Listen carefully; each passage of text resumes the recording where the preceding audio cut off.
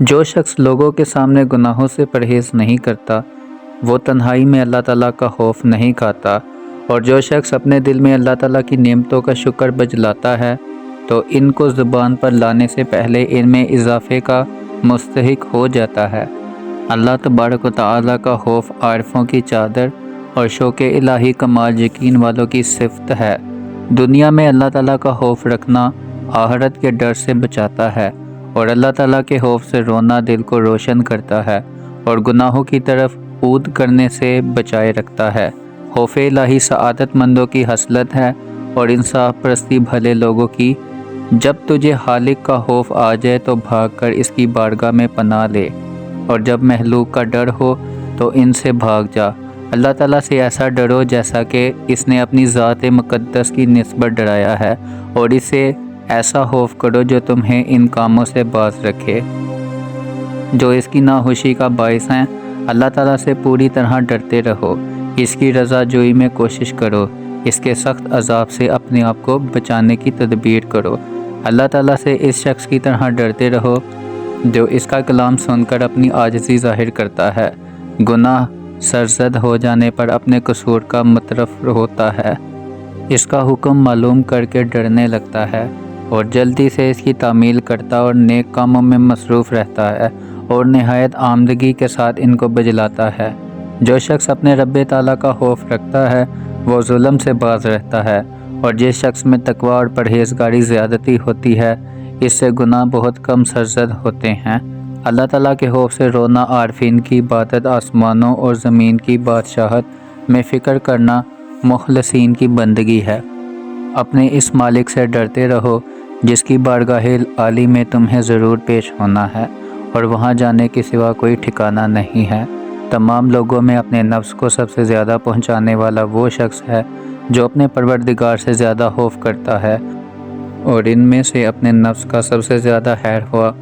وہ ہے جو اپنے اللہ تعالیٰ کا زیادہ فرما بردار ہے۔ اللہ تعالیٰ کا زیادہ خوف کرنے والا سب کا بڑا عارف ہے۔ خوشی ہے اس شخص کے لیے جو عذاب الہی کا خوف کھائے، روز حساب کے لیے نیک عمل کمائے، قدر کفایت پر قانع اور اللہ تعالیٰ سے راضی ہو۔ اللہ تعالیٰ کی نافرمانیوں سے بچے رہیے تاکہ تیرے سب کام ٹھیک ہو جائیں، اور اگر مال لینے کا خیال ہو تو نیک فال لیں، بفضل الہی کامیابی ہوگی۔ اگر تمام آسمانوں اور زمین کسی آدمی کے گرد ہوتے وہ ان کے اندر بند کیا گیا ہوتا اور پھر اللہ تعالیٰ سے ڈرتا تو اللہ تعالیٰ اس کے لیے ضرور راستہ بنا دیتا اور اس کو ایسی جگہ سے روزی پہنچاتا جہاں کا اسے وہم و گمان بھی نہ ہوتا۔ خلوت میں گناہوں سے بچتے رہو کہ اللہ تعالیٰ تمہاری ہر ایک حالت کو دیکھ رہا ہے، اور وہ ایک روز حاکم اور منصف ہوگا جب تو دیکھے کہ اللہ کریم تجھے بے در پہ نعمتیں بخشتا ہے تو اس کے عذاب کا خوف رکھ، اور جب دیکھے کہ تجھ پر لگاتار مصائب بھیجتا ہے تو اس کا شکر ادا کر۔ خوشی ہے اس شخص کے لیے جو خوف الہی کا لباس پہن لے، دنیا کی امیدوں کو جھوٹا سمجھے اور غلطیوں سے بچا رہے،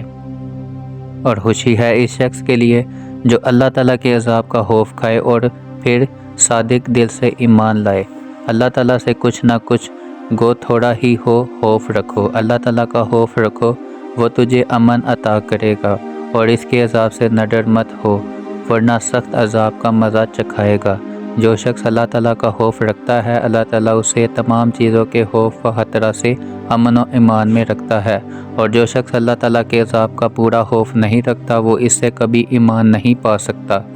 اور جو شخص اللہ تعالیٰ کا خوف چھوڑ دیتا ہے اور لوگوں سے ڈرتا ہے اللہ تعالیٰ اسے اپنی تمام چیزوں کی نسبت خوف میں رکھتا ہے۔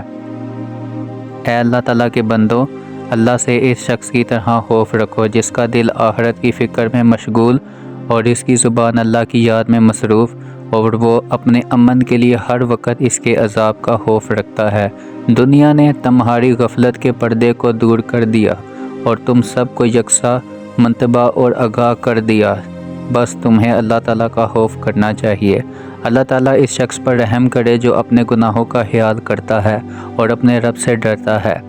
اللہ تعالیٰ کا خوف ایمان کی جڑ ہے اور اس کا خوف کرنے سے امن کا لباس ملتا ہے۔ مجھے اس شخص کی حالت پر تعجب ہے جو اللہ تعالیٰ کو پہچانتا ہے اور پھر اس سے پوری طرح خوف نہیں کھاتا۔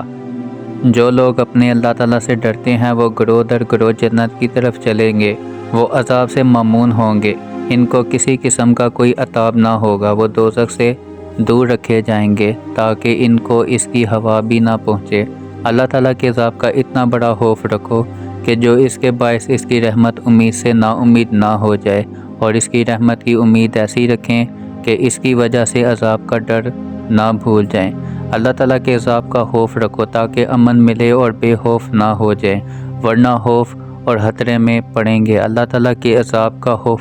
اس شخص کی طرح رکھو جس کا دل خوف کی فکر سے بھرپور ہو، کیونکہ دنیا میں خوف رکھنے سے آخرت کے امن کی امید ہو سکتی ہے۔